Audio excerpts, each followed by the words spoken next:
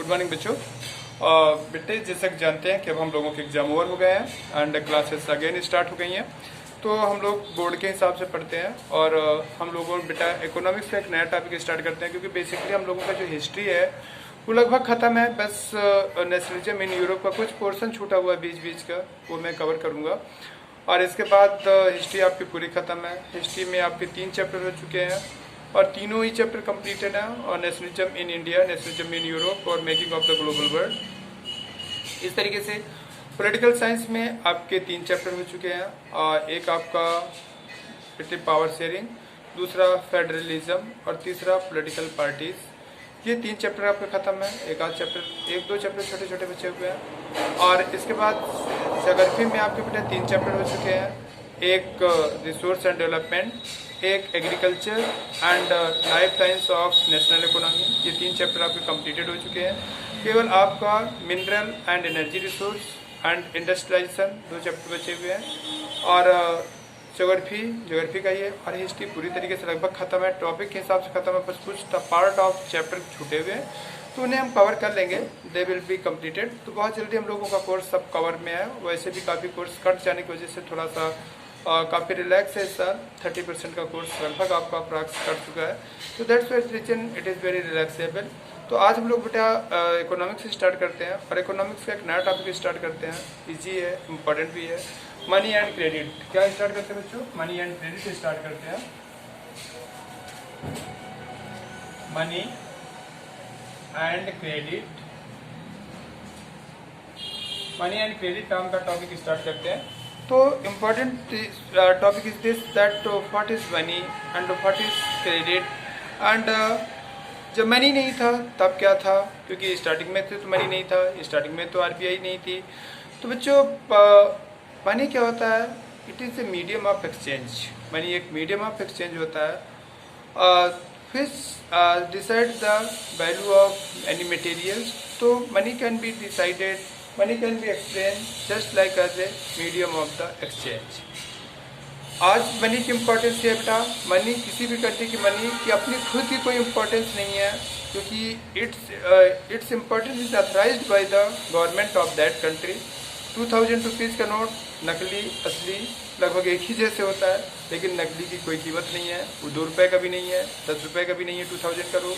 और 2000 जो असली है, it's at the value of the 2000 rupees. तो its value is provided by the government. ये एक सिम्बल्स होता है, मनी मीडियम ऑफ एक्सचेंज होता है। इसके इवोल्यूशन के प्रोसेस को पढ़ेंगे, लेकिन आज जो हम लोगों को पढ़ना है बेटा वो बार्टर सिस्टम के बारे में स्पेशली पढ़ना है। What is barter system? Barter system, ये बार्टर सिस्टम के बारे में आज हम लोगों को पढ़ना है। तो क्वेश्चन होता है कि व्हाट इज बार्टर सिस्टम। ठीक है बच्चों, बार्टर सिस्टम क्या होता है? तो एसेंट टाइम पे, बहुत एसेंट टाइम पे, तो जब इवोल्यूशन स्टार्ट हुआ, ह्यूमन बीइंग बने बच्चों, सोसाइटी बनी। तो जब सोसाइटी बनी तो at that time there was no money. उस समय मीडियम ऑफ एक्सचेंज नहीं होता था। उस समय directly things were change by the things. ठीक है, at that time when there was no money, at that time the things were directly changed by the things. That system was known as a barter system, जिसे हिंदी में वस्तु विनिमय कहते हैं बच्चों। तो बार्टर सिस्टम क्या होता था? at that times when there was no money, at that time the things were exchanged by the things. That systems, that process was known as a barter process या barter system. तो इसे community to community भी कहा जाता है, सी भी कहा जाता है, सी। यहाँ पर कार्बन मत समझ लेना कि यहाँ पर सी मतलब कमोडिटी टू कम्युनिटी सिस्टम भी इसे कहा जाता है। तो कभी कभी पूछा करता है कि what is community to community system या व्हाट इज बार्टर सिस्टम। तो आप लोगों को एक्सप्लेन करना होगा कि इन एसेंट टाइम पे when there was no money, at that time the things were directly exchange by the things.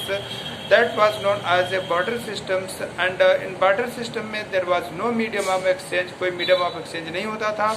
Things को डायरेक्टली थिंग्स के बदले चेंज कर लिया जाता था। इस सिस्टम को ही हम लोग क्या कहते थे बच्चों? Barter system. इसे कम्युनिटी टू कम्युनिटी सिस्टम भी कहा जाता है, या वो मतलब सी प्रोसेस के सिस्टम के नाम से भी इसे जाना जाता है। तो बार्टर सिस्टम ये था। बार्टर सिस्टम के बारे में आप लोगों को क्लियर हो गया दैट बार्टर सिस्टम क्या था। बार्टर सिस्टम बेटे एंशिएंट टाइम पे when there was no money, जब कोई मनी का there was no evolution of the money, money का कोई इवोल्यूशन नहीं था, मनी नहीं था, मीडियम ऑफ एक्सचेंज के रूप में मनी नहीं था, तो उस समय बेटे चीज़ों को डायरेक्टली चीज़ों से बदल दिया जाता था। और अब भी बेटे गांव में जाओ तो गांव में देखो किसी को कोई सामान लेना होता है तो पैसा नहीं होता तो वो गांव अनाज दान लेकर के चले जाते हैं दुकान में। लेकिन अब तो बेटा डिसाइड हो गया कि पहले उसके जो भी अनाज होता है उसकी कीमत लगा लेते हैं और कीमत के हिसाब से फिर दूसरी चीज़ की कीमत उतनी ही कीमत का वो दे देते हैं। तो वहाँ पे पैसा बीच में आता है, भले ही आपके हाथ में पैसा नहीं आता, पैसे का रोल नहीं होता, लेकिन वहाँ पर पैसा आता है बच्चों। वहाँ पर जैसे 1 किलो हम गेहूँ लेके गए तो 1 किलो गेहूँ लेकर के गए तो हम 1 किलो अगर हमें गेहूँ लेके जा रहे हैं और 1 किलो हमें कोई मटेरियल चाहिए, गरम मसाला चाहिए, तो 1 किलो के बदले 1 किलो गरम मसाला थोड़ी मिल जाएगा। वो तो हम पहले 1 किलो गेहूँ की कीमत लगा लेंगे और फिर देखेंगे उतनी कीमत में कितना गरम मसाला मिलता है, उसी हिसाब से हम गरम मसाला दे देते हैं। तो बेसिक मेरे कहने का मतलब है आप भले ही चीज़ें चीज़ों के बीच में डायरेक्टली चीज़ मटेरियल है चेंज बाय द मटेरियल, लेकिन फिर भी वहाँ मनी आ रहा है, इंपॉर्टेंट चीज़ आ रही है। लेकिन ऐसे टाइम में बेटे जब थिंग्स वर चीज एक्सचेंज बाय द थिंग्स, तो उस समय मनी का कोई बेसिक मनी का कोई मीडिएटर के रूप में, मीडियम ऑफ एक्सचेंज के रूप में कोई रोल नहीं होता था। तो उस सिस्टम को हम लोग बार्टर सिस्टम कहते हैं। When there was no money at that time the things were directly change by the things, that system was known as a barter system. ठीक है, उस सिस्टम को बेटा हम लोग बार्टर सिस्टम कहते हैं। तो बार्टर सिस्टम की कुछ इनकन्वीनियंस पढ़ेंगे कि क्यों बार्टर सिस्टम कोलैप्स हुआ, क्यों बार्टर सिस्टम कंटिन्यू नहीं कर सका, क्यों वो पूरे टाइम पे कंटिन्यू नहीं किया, क्या उसमें कमियां थी, क्या कमी थी जिस वजह से बार्टर सिस्टम को कंटिन्यू नहीं किया गया, और धीरे धीरे करके मीडियम ऑफ एक्सचेंज के रूप में मनी की ओरिजिन हुई। तो बच्चों हम लोग ये याद देखेंगे कि what were the inconvenience of the barter system. ठीक है, इन बार्टर सिस्टम की क्या इनकन्वीनियंस थी, सबसे पहले ये देखते हैं कि what were the convenience of the barter system. तो सबसे पहला इनकन्वीनियंस बेटे है लैक ऑफ डबल कोइंसिडेंस। ठीक है, सबसे पहले इंपॉर्टेंट आता है lack of double coincidence of wants, lack of double coincidence of wants. ठीक है बच्चों, तो lack of double coincidence of wants क्या हुआ करता है बच्चों, पहला पॉइंट है lack of double coincidence of wants. का मतलब ये था, का मतलब ये समझते हैं बेटा कि मान लेते हैं, सपोज दैट इस पॉइंट को कुछ इस हिसाब से समझते हैं कि मान लेते हैं आई हैव राइस, मैंने राइस प्रोड्यूस किया, मैं फार्मर हूँ, मैंने राइस प्रोड्यूस किया, and I went to the shoes makers, and मैं शूज मेकर के पास गया और मैंने कहा कि भैया मुझे राइस से शूज बदल लीजिए। तो दैट शूज मैन ने दैट पर्सन, दैट जो भी है काबलर वगैरह जो भी उसे कहे, उसने कहा कि भैया हम चावल नहीं खाते हैं, हमें मोटा नहीं होना है, मतलब समझ रहे हो ना, तो हम चावल नहीं खाते हैं। इट मीन्स दैट उसी is not in want of the rice, वो राइस के वांट में नहीं है, और इस तरीके से हमारी जो डील थी वो पॉसिबल नहीं हो सकती है। Our deal was not possible because उसे जो चीज़ की ज़रूरत है, उसने कहा हमको गेहूं की ज़रूरत है, हम गेहूं से ही अपने सूज बदलेंगे, और हमने कहा हमारे पास चावल है और हम चावल के बदले में सूज चाहते हैं, but he will not change shoes with the, किसके से बच्चों, he will not change the shoes with the मतलब राइस के साथ सूज नहीं बदलेगा। या एग्जाम्पल में आपके बुक में लिखा हुआ है कि एक बंदा है वो अपने राइस को एग से बदलना चाहता है, कुल्हाड़ी से बदलना चाहता है, बट दोनों एक दूसरे की नीड्स को फुलफिल नहीं करते थे। तो ये lack of double coincidence of want, मतलब जब भी ये कॉन्टैक्ट पॉसिबल था, तब ये कॉन्टैक्ट डील पॉसिबल था, जब when both were also fulfilling the needs of the each other, then it was the possible the one। तो लाइक इसी को कहते हैं lack of double coincidence of wants. Lack of double coincidence of wants का मतलब होता है तब तक डील पॉसिबल नहीं होगी जब तक दोनों एक दूसरे के, दोनों पार्टीज या दोनों लोग एक दूसरे के नीड्स को फुलफिल नहीं करेंगे। The deal was not possible till the both were not fulfilling the needs of each other. तो उस समय तक बेटे डील पॉसिबल नहीं हो सकती थी। तो question is this that what is lack of double coincidence of wants is clear now that what is lack of double coincidence of want, that deal was not possible between those two personalities who were going to change the material till the they will not fulfilling the needs of each other, and it was hardly, ये बहुत मुश्किल होता था कि आसानी से एक दूसरे की नीड्स को फुलफिल करने वाले लोग मिल जाए। तो इस तरीके से डील होने में, एक्सचेंज होने में बहुत प्रॉब्लम्स होती थी। थी। तो इसी सिस्टम को बेटा हम लोग कहते हैं, इस प्रॉब्लम को हम कहते हैं lack of double coincidence of want. Lack of double coincidence मुश्किल से कोइंसिडेंटली ऐसा होता था कि एक दूसरे की नीड्स को फुलफिल करने वाले लोग मिल जाएं, वरना इट वाज वेरी डिफिकल्ट। कि मैंने बताया ना कि मेरे पास राइस है, मैं कुल्हाड़ी से बदलना चाहता हूँ, लेकिन कुल्हाड़ी वाले ने कहा नहीं मुझे राइस नहीं लेना है, मुझे तो कुछ और लेना है। तो इट बिकम्स जो डील थी वो पॉसिबल नहीं हो पाती थी। तो इसे कहते हैं lack of double coincidence of want. फिर बच्चों आते हैं दूसरा पॉइंट आता है lack of divisibility. This is the problems, lack of divisibility. मतलब लैक ऑफ डिविजिबिलिटी को हम कैसे डिफाइन कर सकते हैं बच्चों? लैक ऑफ डिविजिबिलिटी ये है कि मान लेते हैं कि दोनों एक both personality wanted to change their material. Suppose that material कुछ ऐसे ही कि एक बंदा अपनी गोट को बदलना चाहता है विद द काउज से। अब this is a problematic things that is it possible that the cost of cow can be equal to the goat? Obviously goat की कीमत कम होगी, काऊ की कीमत ज़्यादा होगी। तो इस सिचुएशन में डील कैसे पॉसिबल हो? Because this is a problematic things that cow can not be directly divided. ऐसा तो नहीं है कि आधी गाय आप ले जाइए आधी गाय छोड़ जाइए, इस बात से डिफिकल्ट बकरी में दे दीजिए। तो एक बेटे एक ये होता था कि कुछ बहुत ढेर सारे ऐसे मटेरियल्स, बहुत ऐसी चीज़ें होती हैं जिन्हें डिवाइड करना पॉसिबल नहीं होता। तो lack of divisibility also was a problematic things of the क्या कहते हैं इन द बॉर्डर सिस्टम, कि हमें कोई चीज़ के बदले दूसरी चीज़ को लेना है, दूसरी चीज़ को बदलना है।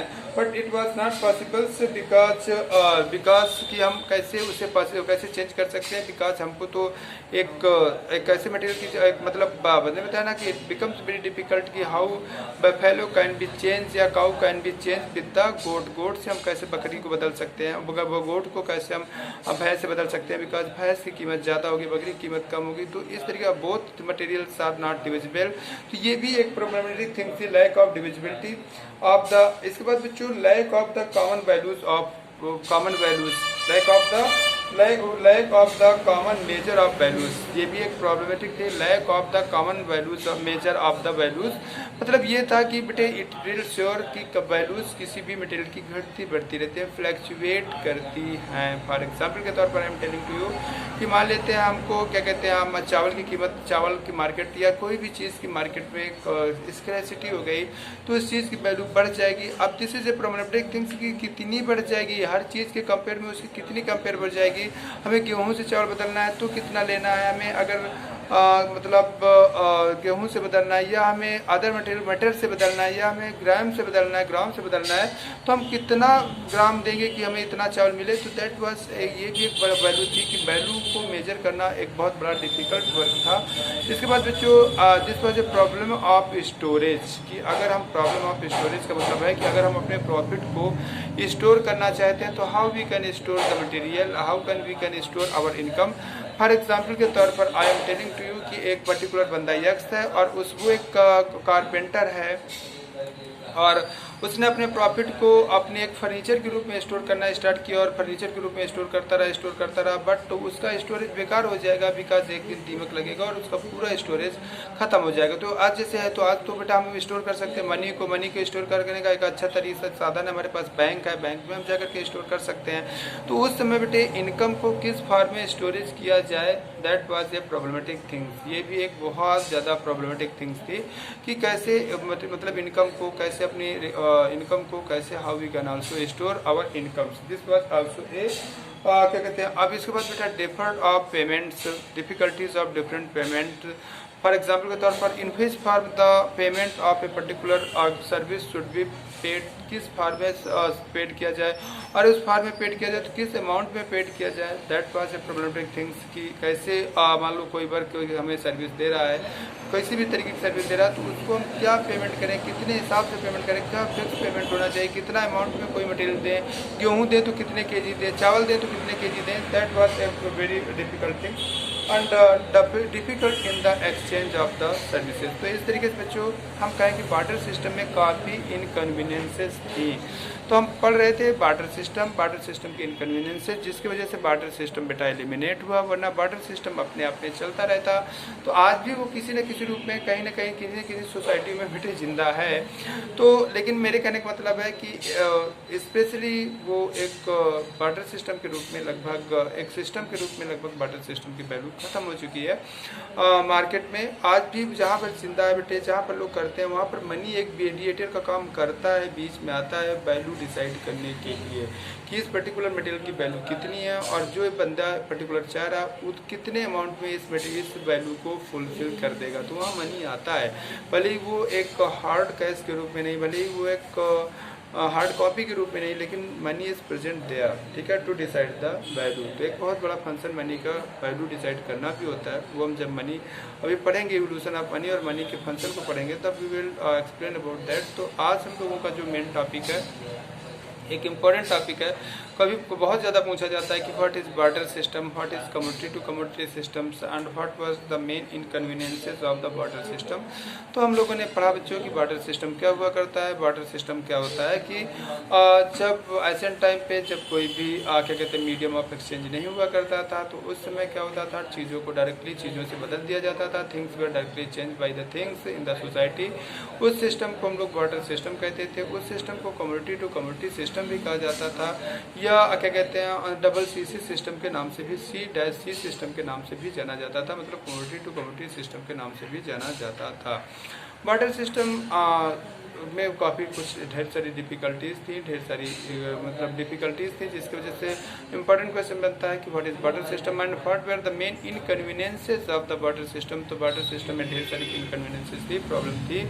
एक पहला आता है बेटा कि सबसे पहले आता है कि lack of double coincidence of want. Deal तभी पॉसिबल होगी जब दोनों एक दूसरे की नीड्स को पूरा करते हों, और ये बहुत मुश्किल से होता था कि दोनों एक दूसरे की नीड्स को पूरा करें। इस वजह से बहुत मुश्किल से डील पक्की हो पाती थी। लोग ढूंढते रहते थे कि इनको हमारा वाला प्रोडक्ट चाहिए और किन के पास वो प्रोडक्ट है जिन्हें हमको रिक्वायर्ड है। तो इस तरीके से ये एक lack of double coincidence of wants थी। दूसरा आता है बेटे डिफिकल्टीज ऑफ डिविजिबिलिटी की प्रॉब्लम्स। मैंने बताया, I have given example of cow that if you want to change the cow with the goat, then how the deal was possible, because you know that cow की कीमत ज़्यादा और goat की कीमत कम। तो it becomes very difficult. And तीसरा important things आता है बच्चों की मेजर ऑफ कॉमन वैल्यूज़, कैसे किसी चीज़ की वैल्यू को डिसाइड किया जाएगा। स्टोरेज की प्रॉब्लम्स, पेमेंट की problems, payment of different services के प्रॉब्लम्स। तो ये कुछ inconveniences of the barter system है।